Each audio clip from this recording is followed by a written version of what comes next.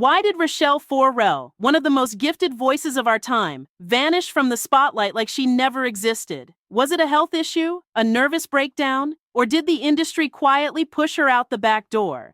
Because for a woman with 6 octaves, a loyal jazz following, and co-signs from legends like Quincy Jones and George Duke, the way she just disappeared doesn't add up. Some fans say she lost her voice. Others say she lost her mind. But what if the real truth is more sinister? What if Rachelle didn't just fade away? What if she was buried? By bad contracts, by a sabotage label deal, and by a legal war that kept her silent for nearly a decade. And now, after years of rumors, canceled shows, and fan disappointment, the truth is finally coming out. This is not just a comeback story. It's a cautionary tale. Let's talk about what really happened to Rachelle Ferrell. Before the scandals, the walkouts, and the label drama, Rachelle Ferrell was that girl. Born May 21st, 1961, in Berwyn, Pennsylvania, she was basically a child prodigy. We're talking violin, piano, and singing by age 6. And not your average church talent show kind of singing. This woman had range, as in 6 octaves kind of range. That's Mariah Carey territory, but with jazz-level musicality. She studied classical music and eventually earned a scholarship to Berklee College of Music, graduating early. By the time she was in her early 20s, she was already doing background vocals for heavyweights like Lou Rawls, Patti LaBelle, Vanessa Williams, and George Duke.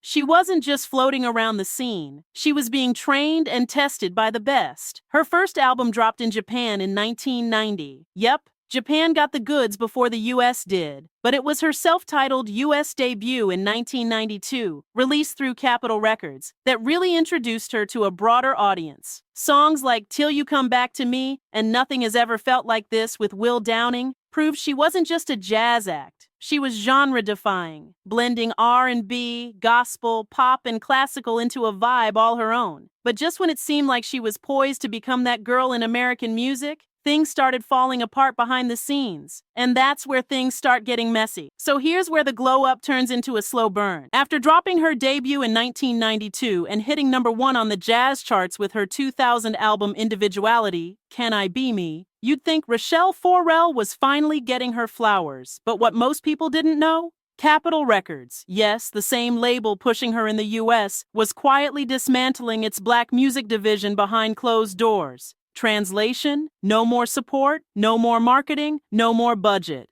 They basically handed her an umbrella in the middle of a thunderstorm. And then came the legal nightmare. Rachelle got tangled in an 8-year lawsuit with a production company over contractual rights. She couldn't record, couldn't release, couldn't tour freely, nothing. 8 years in limbo. Imagine being a creative force with your voice as your weapon and having to sit in silence while lawyers pass paperwork back and forth.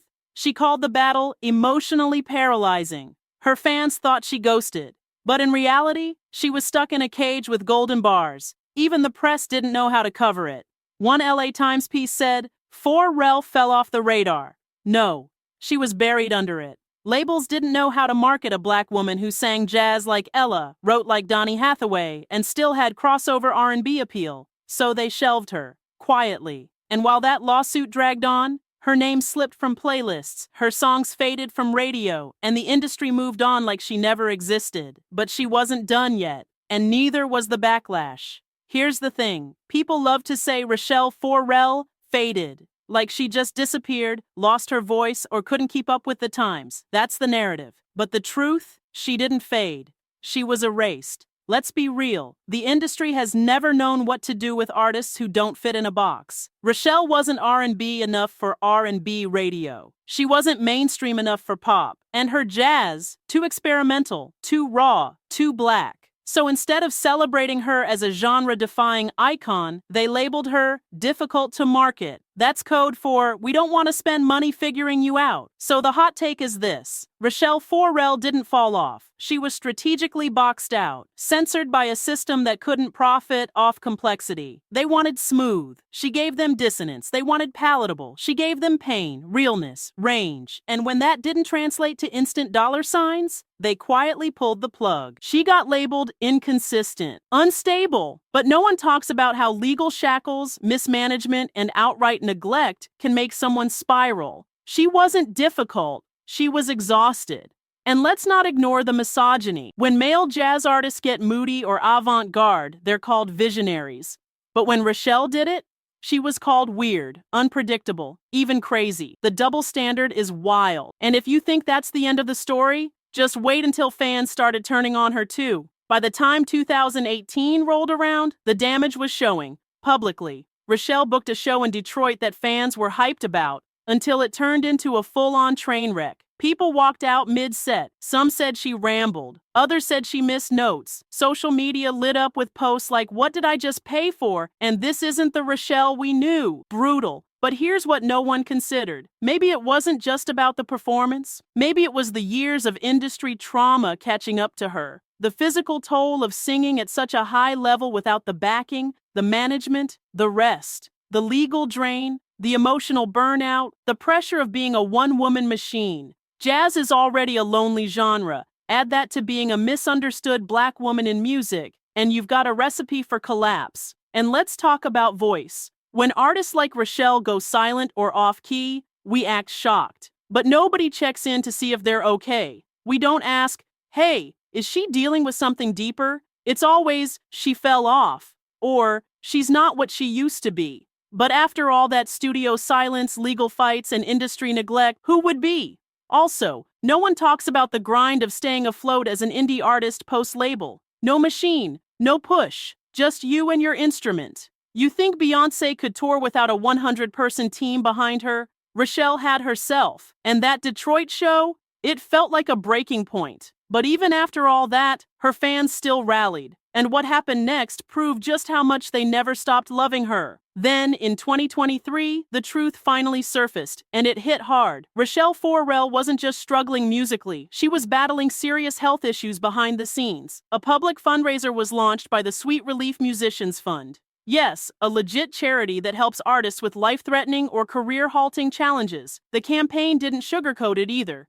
Rachelle was facing life-related hardships, including physical and mental health setbacks that had made basic living, not just performing, extremely difficult. And this wasn't one of those celebrity GoFundMe cash grabs. This was fans showing up for someone the industry had ghosted. People donated, sent prayers, left comments like, "You helped me through heartbreak, now let us help you." It was beautiful, but also devastating, because the fact that a legendary voice like hers even needed this kind of help tells you everything about how the business treats Black women who don't play the game. She later posted updates through Sweet Relief, thanking fans and admitting there were still rough days. She said she was working on new music slowly, but that healing was a daily process. No glitz, no flash, just vulnerability and grit. And in a quiet birthday message from early 2024, she said something that stuck. "I'm here, and I'm grateful." No album tease, no promo, just a woman fighting her way back to herself. So now that the truth's out, let's talk about where she actually is in 2025, and whether this story has a second act. So where is Rachelle Ferrell in 2025, and what does her financial picture look like after all that upheaval? Even though rumors of a grand comeback swirl, as of mid-2025, there are no confirmed tour dates or recorded projects announced. Songkick reports 0 concerts scheduled for 2025 or 2026 so far. Yet she remains on fans' radar, and her healing updates keep rolling in. According to her most recent public message via the Sweet Relief Fund, dated May 21, 2024, she shared, "Some days are rougher than others. I am working on a song dedicated to you. By God's grace and your generosity, I'm still here." That message, not a promo, offered a rare window into her current reality. Recovering,